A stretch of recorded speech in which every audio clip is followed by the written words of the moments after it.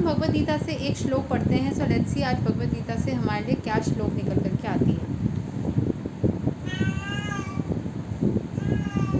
ये श्लोक शायद पहले भी आया था, श्लोक 1 ऑफ चैप्टर 6 ध्यान योगा। श्री भगवान उवाच अनाश्रिता कर्मा फलां कारयां कर्मा करोति या सा संन्यसी च योगी च नानिराग्निर्ना च क्रिया। The Supreme Personality of Godhead said, one who is unattached to the fruits of his work and who works as he is obliged is in the renounced order of life, and he is the true mystic, not he who lights no fire and performs no duty. तो भगवान श्री कृष्ण बोल रहे हैं कि जो इंसान अपने fruits of work से कम्प्लीटली अनअटैच रहता है, मतलब उसको कोई फ़र्क नहीं पड़ता कि उसको कोई फल मिले ना मिले, जो भी सिचुएशन है उसको कभी भी कोई फ़र्क ही नहीं पड़ता है। And who works as he is oblige, जैसे कि कर्म करना उसका धर्म है, ये सोच के जो काम करता रहता है, is in the renounced order of life, वो एकदम त्यागी मोड में ही है। And he is the true mistake, वो रियल मिस्टिक है बोल सकते हो, मतलब वो रियल स्पिरिचुअल इंसान है।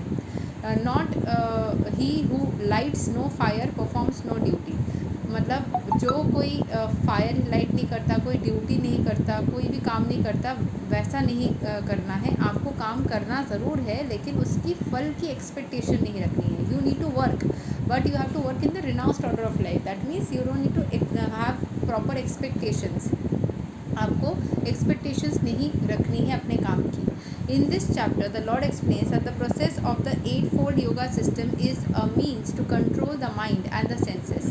However, this is a very difficult for people in general to perform, especially in the age of Kali. Although the eightfold yoga system is recommended in this chapter, the Lord emphasizes that the process of karma yoga or acting in Krishna consciousness is better.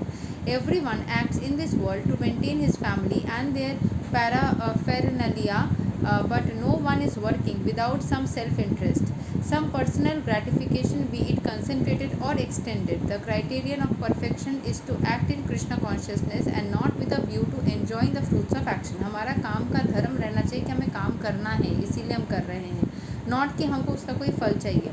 To act in Krishna consciousness is the duty of every living entity, because all are constitutionally parts and parcels of the Supreme.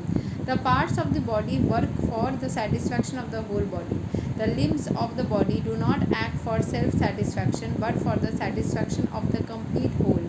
Similarly, the living entity who acts for satisfaction of the supreme whole and not for personal satisfaction is the perfect sannyasi, the perfect yogi.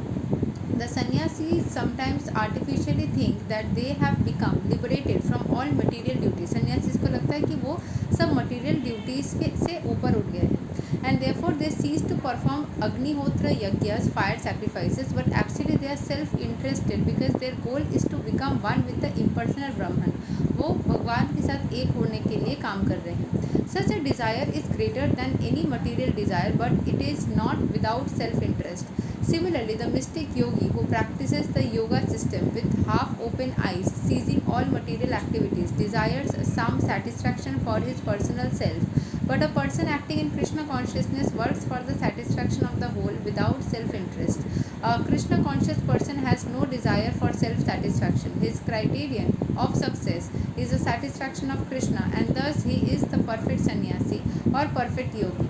Lord Chaitanya, the highest perfectional symbol of renunciation, prays in this way: Na dhanam, na janam, na sundarim, kavitam va jagat isa kama ye, mama janmani savare, bhavadat bhaktir ahituki tavi. O Almighty Lord, I have no desire to accumulate wealth, nor to enjoy beautiful women, nor do I want any number of followers. What I want only is the causeless mercy of your devotional service in my life, birth after birth. इससे क्या होता है पता है? Humility आती है हमारे अंदर, हम हम्बल बन जाते हैं. किसी भी चीज़ को पाने के लिए हमारे अंदर वो गुस्सा नहीं रहता, हमें कोई भी चीज़ की वो लस्टफुल इच्छाएँ, हवस की वो एनर्जी नहीं रहती कि हमें वो चाहिए ही, नहीं मिलेगा तो गुस्सा आ रहा है, वैसा नहीं रहता. हम बहुत ज़्यादा हर एक चीज़ में ना न्यूट्रल हो जाते हैं. हर एक चीज़ को लेकर के हमें बहुत नेचुरल फील होने लगता है.